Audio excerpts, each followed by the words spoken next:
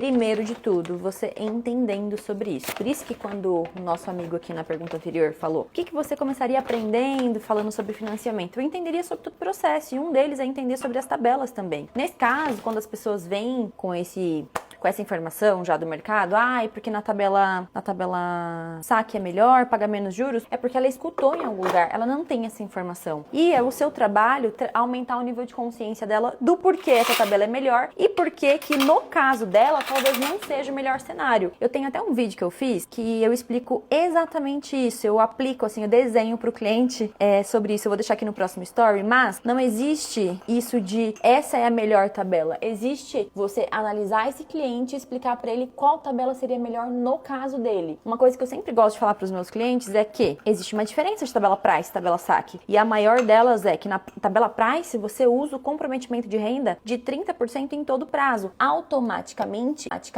libera mais financiamento. Então, nesse caso, você paga menos no período de obras. Se a gente vai para uma tabela saque, vai liberar menos financiamento no período de obras. Então, o cliente tem que estar disposto a pagar mais no período de obras. Eu não tenho preferência por uma ou por outra. Eu tenho preferência em entender o meu cliente, entender as necessidades dele. Então, você pode trazer até mesmo essa condição para ele. Olha, nesse caso, você paga um aluguel, você tem comprometimento de renda alto. Então, nesse caso, você vai ter que pagar mais no período de obras. Tá tudo bem para você? Então, é realmente entender, gente. Não tem como a gente explicar uma coisa que nem a gente se convenceu ainda do que é certo, do que é errado, do que rola, do que não rola. Então, aprendam sobre o processo para que vocês possam explicar e comparar para o seu cliente. Coisa que eu gosto muito de fazer nos meus atendimentos é expor informações para o meu cliente e deixar ele decidir. Porque às vezes o cliente sabe que ele está no ambiente de venda e quando você mostra os caminhos para ele e pergunta para ele, qual caminho você acha melhor para você? Está melhor dentro da sua realidade hoje? Ele mesmo vai chegar na conclusão. Então é parar de jogar algo em cima do cliente falando que não dá